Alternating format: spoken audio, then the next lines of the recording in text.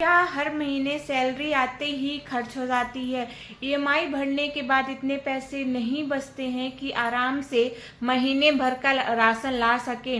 क्या आपको लगता है कि सारा पैसा आता है और चला जाता है और कुछ भी नहीं बचता है? तो आज मैं रश्मि उपाध्याय आपको सिर्फ 3 ऐसे आसान टिप्स बताऊंगी कि कैसे आप ईएमआई भी भर सकते हैं और बाकी सारे खर्चों को स्मार्ट तरीके से मैनेज कर सकते हैं, वो भी बिना किसी कैलकुलेटर या बिना किसी बड़े एक्सेल सीट के। तो फ्रेंड्स, मैं रश्मि उपाध्याय आज आपको वीडियो में इसी के बारे में टिप्स देने वाली हूँ। तो अगर आप वीडियो में नए हैं तो चैनल को जरूर सब्सक्राइब कर लीजिएगा और बेल आइकन को प्रेस कर। फ्रेंड्स, क्या हुआ था कि मेरा भी सेम ऐसे ही हालत थी कि महीने की शुरुआत में ईएमआई कट जाती थी और स्कूटी की ईएमआई, फिर राशन, बच्चों की फीस, बिजली का बिल, और महीने के अंत में सिर्फ क्या आता था, मायूसी रहती थी। लेकिन एक दिन मैंने सिर्फ बैठकर एक चीज को समझा, अपने खर्चों को 3 हिस्सों में बांट दिया और आज मैं आराम से अपनी ईएमआई भी भर लेती हूँ और आराम से अपने घर खर्च के पैसे भी अपने चला लेती हूँ। यही अपनाना है कि ईएमआई को आप सैलरी आते ही एक फिक्स्ड एक्सपेंस मानिए, उसको साइड में कर लीजिए। जैसे मान के चलिए कि अगर आपकी ईएमआई 8,000 जाती है और आपकी मंथ इनकम आपकी 30,000 सैलरी है, तो आपको 8,000 पहले ही अलग रख देना है। और जैसे वो कभी, आपको ये सोचना है कि जैसे वो कभी थी ही नहीं। इसके अलावा आपको, आपके पास बचे 22,000, तो आपको करना है कि आपको उसमें ही बजटिंग करना है जो आपके बाकी के पैसे बचे हैं।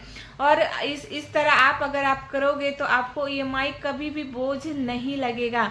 सेकंड टिप्स क्या है, दूसरा तरीका फ्रेंड्स, कि आपको अपने ज़रूरतों को में आपको अपनाना है 50-20-20 को आपको अपना के चलना है। मतलब कि अपने खर्चों को 50, 30 और 20 में बांट के चलना है।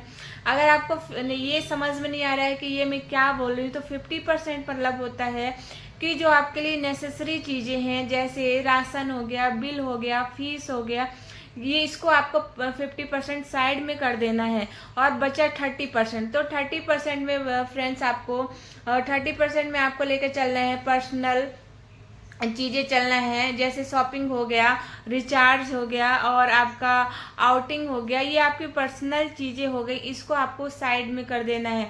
और बचता है आपका 20%। तो 20% में आपको इमरजेंसी फंड रखना है। कभी इमरजेंसी में ज़रूरत पड़ जाती है तो आपको उसको 20% में अलग कर देना है। इससे आपको पैसों की भी कभी परेशानी नहीं होगी। और फ्रेंड्स, अगर मान लीजिए ईएमआई के बाद आपके पास 22,000 बचे, तो आपको 11,000 सिर्फ बेसिक चीज़ों के लिए, जो जैसे राशन हो गया, बिजली का बिल हो गया, घर में जो नेसेसरी चीज़ें खर्च हो गई, उसको अलग कर देना है। और अगर फिर आपके पास बचते हैं 6,600 रुपये, तो उसको आपको पर्सनल चीज़ें में पर्सनल चीज़ों में खर्चा करना है। जैसे कि आपका शॉपिंग हो गया, या आप अपनी पर्सनल चीज़ें, सबकी पर्सनल चीज़ें अलग अलग होती हैं, तो उसमें आप उसमें खर्च कर सकते हैं। आपके पास बचे भी 4,400 रुपये, जो कि आपका सेविंग में आएगा, आपका वो बजट में आएगा। उसको आप इमरजेंसी के लिए भी रख सकते हैं। अगर आपको इमरजेंसी नहीं यूज हुआ तो वो आपके पैसे सेविंग में हो जाएंगे। इस तरह आपको मतलब खर्च करने में आसानी रहेगी और आपका फ्यूचर भी सिक्योर हो सकता है। अब बात करते हैं फ्रेंड्स कि ये थर्ड तरीका कौन सा है, तीसरा तरीका। तो फ्रेंड्स, आप मतलब कि बजट को ऐप के थ्रू आसानी से, अपना बजट को ऐप के थ्रू या डायरी के थ्रू आसानी से आप लिख सकते हैं उसमें और उसको ट्रैक कर सकते हैं। अगर आप 10 रुपए की चाय भी पीते हैं तो आपको उसको जरूर नोट करना चाहिए। और महीने की इसलिए आपको नोट करना चाहिए जिससे आपको महीने के अंत में पता चल जाए कि आपका पैसा कहाँ लीक हो रहा है। आपको एक एक पैसा नोट डाउन करना है और जो आपको ईएमआई की वजह से जो स्ट्रेस रहता है वो भी इससे भी छुटकारा मिल जाएगा। वो असल में कंट्रोल जो खर्चे रहते हैं उसके बारे में हमें पता चल जाएगा कि हमारा कहाँ अनकंट्रोल जो हम खर्चा कर रहे हैं। तो फ्रेंड्स, आप इसको ऐप के थ्रू भी मैनेज कर सकते हैं, जैसे वॉलनेट ऐप होता है, मनी ऐप होता है मैनेजर, और गुड बजट ऐप। कई ऐसे प्ले स्टोर में आपको ऐप मिल जाएंगे जिससे आप अपने खर्चों को कंट्रोल कर सकते हैं। तो फ्रेंड्स, इन 3 आसान तरीकों से मैंने अपनी ज़िंदगी बदली है। ईएमआई भरना अब बोझ नहीं लगता है और महीने के अंत में भी पैसे बच जाते हैं।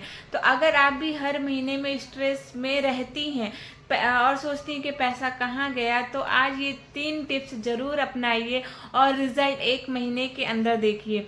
तो फ्रेंड्स, ये रही आज की वीडियो। अगर आपको ये वीडियो थोड़ी सी भी मददगार लगी हो तो इसे ज़रूर लाइक करें और अपने दोस्तों या परिवार की किसी महिला के साथ शेयर करें जिसको इस चीज़ की ज़रूरत हो।